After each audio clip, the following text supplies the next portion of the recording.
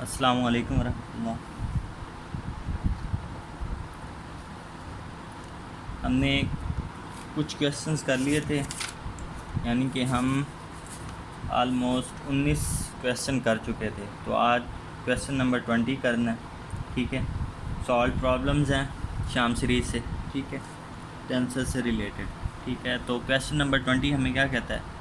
Show that any inner product of the tensors. ठीक है, कि आपके पास कोई दो टेंसर्स हों, उनका इनर प्रोडक्ट क्या हो। कौन से दो टेंसर्स हैं? A P and B Q S T is a tensor of rank 3। वो कहते हैं इन दो का प्रोडक्ट लें तो टेंसर ऑफ रैंक 3 हमें मिलना चाहिए। लेकिन हमें नज़र आ रहा है कि एक टेंसर जो है वो 2 रैंक का है और एक टेंसर क्या है, रैंक 3 का है। तो जब हम इनका आउटर प्रोडक्ट करेंगे तो हमें क्या मिलेगा? टेंसर ऑफ रैंक 5 मिलेगा। ठीक है, तो ये अगर देखें नीचे लिखा हुआ outer product of A P R and B Q S T is equal to A P R B Q S T, ये टेंसर ऑफ रैंक 5 है। तो हमें क्या चाहिए? हमें चाहिए टेंसर ऑफ रैंक 3। और उसने हमें पूछा क्या है कि show that any inner product. Inner product का हमें पता है कि सबसे पहले हम उसका क्या करते हैं? आउटर प्रोडक्ट लेते हैं। आउटर प्रोडक्ट लेने के बाद उस पर कंट्रैक्शन अप्लाई करते हैं। ठीक है, कंट्रैक्शन अप्लाई करने के बाद हमें जो रिज़ल्ट मिलता है वो क्या होता है? इनर प्रोडक्ट होता है। ठीक है, तो अब हमने रैंक 3 का टेंसर फाइंड करना है। सॉल्यूशन में हम देख लेते हैं, हमें दो टेंसर्स गिवन है, ए पी आर और बी क्यू एस टी। ठीक है, इनके हम ट्रांसफॉर्मेशन रूल्स लिखते हैं। ठीक है, सबसे पहला काम भी यही होता है कि आपके पास जब टेंसर्स होते हैं आप उनका ट्रांसफॉर्मेशन रूल लिखते हैं और उसके बाद मल्टीप्लिकेशन, एडिशन, सब्ट्रैक्शन जो भी हो वो इसके ऊपर ऑपरेशन लगाते हैं। तो सबसे पहला ये है कि आपने ट्रांसफॉर्मेशन रूल लिखा इक्वेशन नंबर 1, फिर इसी तरह सेकंड लिखा इक्वेशन नंबर 2। अब कहता है जी मल्टीप्लाइंग 1 एंड 2, इन दोनों इक्वेशंस को आपस में मल्टीप्लाई करें। लेफ़्ट हैंड साइड को लेफ़्ट हैंड साइड के साथ और राइट हैंड साइड को राइट हैंड साइड के साथ। And letting J equal N, ये कंट्रैक्शन भी हम अप्लाई कर रहे हैं साथ ही साथ। And summing we have, summing मतलब वही कंट्रैक्शन वी हैव। तो हमें क्या मिलता है? हमने मल्टीप्लाई किया ए जे के बी एल एम, एन की जगह मैंने क्या कर दिया? जे कर दिया। एन की जगह क्या कर दिया मैंने? जे। तो इधर जब ट्रांसफॉर्मेशन रूल मल्टीप्लाई किया, पहली दो टर्म्स एज इट इज़, फिर ये 3 आई, तो इसका जो एन था वो मैंने जे के साथ रिप्लेस कर दिया, क्योंकि हमने लेट किया जे इक्वल एन। तो एन की जगह मैंने जे कर दिया, बाकी एज इट इज़ लिख ली। ठीक है, क्लियर है? ये चीज़ आपको बहुत बार मैंने समझा दी और आपको आती भी है। ठीक है, तो आप देखें ये जे और ये जे आपस में क्या हो जाएंगे? कंटैक्ट हो जाएंगे। तो पीछे क्या बन जाएगा? क्रोनेकर डेल्टा की डेफिनेशन बन जाएगी।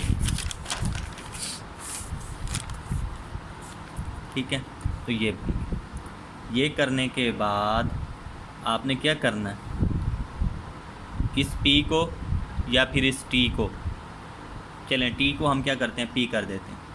टी को हम क्या करते हैं? पी कर देते हैं। वो करने के बाद वहाँ पर पी पी हो जाएगा, तो वो आंसर हो जाएगा 1 और इधर पी हो जाएगा। तो ये जो हमारे पास अब टेंसर आया 10 A P R B Q S P is a tensor of rank 3।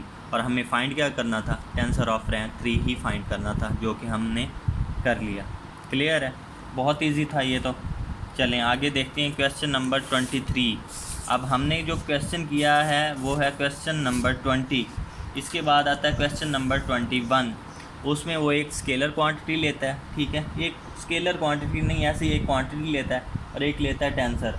वो कहता है जब भी आप इन दोनों का प्रोडक्ट लेंगे, ठीक है, किसी एक क्वांटिटी का आर्बिट्रेरी टेंसर के साथ, तो हमेशा वो जो आर्बिट्रेरी क्वांटिटी होगी वो इक्वल टू 0 होगी, क्योंकि हम टेंसर को ज़ीरो नहीं कर सकते। तो टेंसर ज़ीरो होना नहीं है, तो हमेशा जब भी वो क्वांटिटी टेंसर के साथ मल्टीप्लाई होगी तो वही क्वांटिटी ही ज़ीरो होगी। तो वो सारी अगर आप पढ़ लेंगे तो 2-4 लाइंस हैं, तो वो ऐसी है।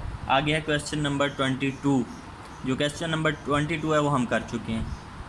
ठीक है, वो क्या है? वो कोशेंट लॉ है, जो हम पहले कर चुके हैं। सेम वही प्रोसीजर है, वही बातें हैं, सारा कुछ वही है। वो कोशेंट लॉ हम पहले कर चुके थे, तो इसलिए क्वेश्चन नंबर 22 जो है वो कोशेंट लॉ पे है सारा, तो वो हमने नहीं करना, वो हम कर चुके हैं। आगे आ जाता है क्वेश्चन नंबर 23।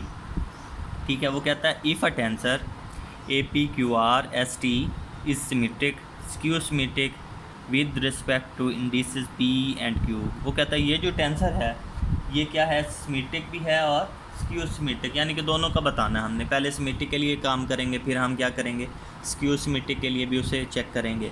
ठीक है, तो वो कहता है दो इंडिसेस हैं पी और क्यू, इनके रिस्पेक्ट वो क्या है, सिमेट्रिक और स्क्यू सिमेट्रिक है। और हम जानते हैं सिमेट्रिक कब होता है और स्क्यू सिमेट्रिक कब होता है, क्योंकि हमने इनकी डेफिनेशन पढ़ी थी।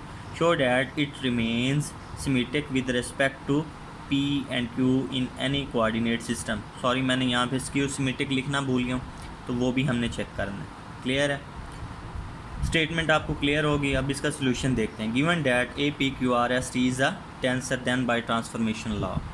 ओके, आपको गिवन टेंसर दिया हुआ है, उसका आपने क्या किया, ट्रांसफॉर्मेशन लॉ लिख दिए, वो मैंने लिख लिया, ये ठीक हो गया। नेक्स्ट चलते हैं, नेक्स्ट क्या करते हैं। Given tensor A P Q R S T is symmetric, उसने हमें खुद कहा है ना कि ये सिमेट्रिक टेंसर है, सिमेट्रिक और स्क्यू सिमेट्रिक उसने कहा, तो ये क्या है, सिमेट्रिक है with respect to indices P and Q.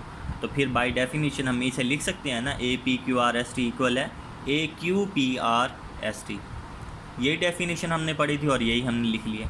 इसमें कोई मुश्किल बात नहीं है, कोई ऐसी बात नहीं कि जो आपकी समझ से बाहर हो। ठीक है, नेक्स्ट है, हमने वो जो ट्रांसफॉर्मेशन लॉ लिखा है उसमें आपने क्या करना है, यहाँ पी क्यू था तो हमने क्यू पी कर देना है। जब इसको क्यू पी करेंगे तो ये क्या हो जाएगा, के जे। यहाँ पर जे के था तो ये भी चेंज हो जाएगा, के जे हो जाएगा। ठीक है, ये भी सिमेट्रिक बन जाएगा ना। तो हम फिर कह सकते हैं this shows A P Q R S T remain symmetric in x bar I coordinate system. जब आप एक कोऑर्डिनेट सिस्टम में इंडिसेस को चेंज करते हैं ना, तो वो सेम उसी सेंस के साथ दूसरे कोऑर्डिनेट सिस्टम के भी इंडिसेस चेंज हो जाते हैं। क्लियर हो गया। And also given A P Q R S T is skew symmetric with respect to P and Q.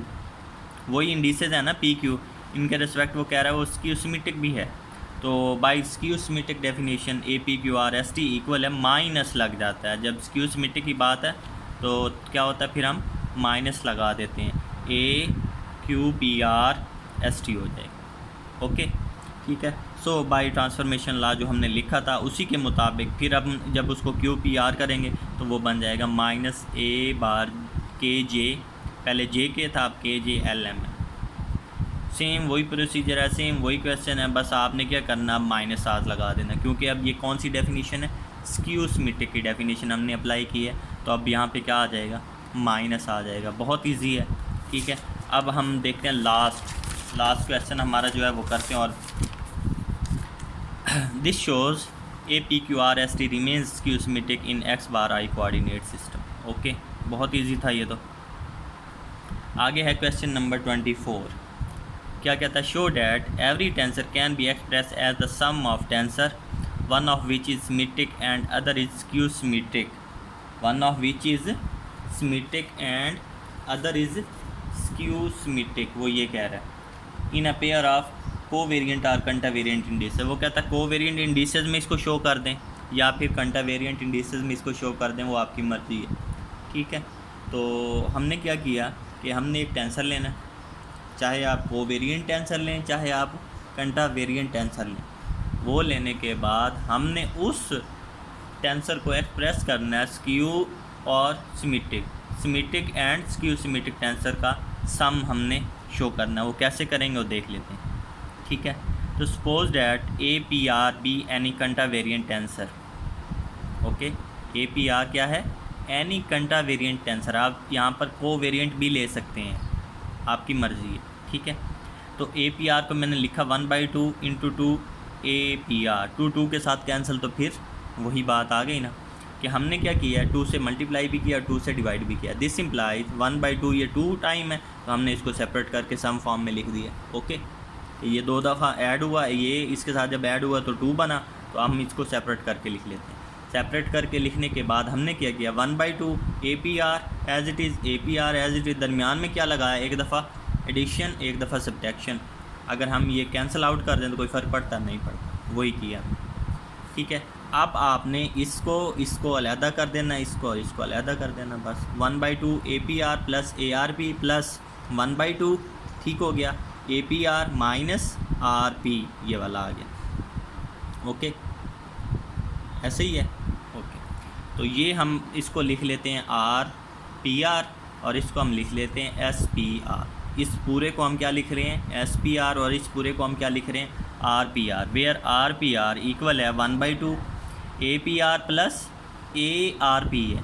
ठीक है, जब आप इन दोनों को ऐड करेंगे तो आपके पास क्या बनेगा, आर पी आर बन जाएगा, या आर पी भी लिख लें तो कोई बात नहीं, सिमेट्रिक है। ठीक है, फिर नीचे है एस पी आर है, जब आपने इसको लिखा 1/2 A P are minus A R P, minus common लें आप, माइनस आपने क्या लिया, कॉमन लिया, 1/2 minus 1/2 A R P minus A P are, by definition वो माइनस लग जाएगा और वो किसके इक्वल है, पी आर के।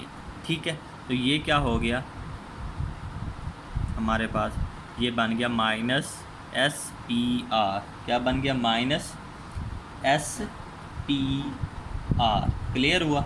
ठीक है, तो ये हमारे पास बाय डेफिनीशन हमने एक टेंसर लिया कंटावेरिएंट, ठीक है, उसको सिमेट्रिक और स्क्यू सिमेट्रिक फॉर्म में, यानी कि सम की फॉर्म में उन दोनों को हमने लिख लिया। सॉरी, यहाँ पे ये पी आर नहीं आना, ये आएगा आर पी, वो तो मैंने लिख दिया, वो सिमेट्रिक था, तो ये आएगा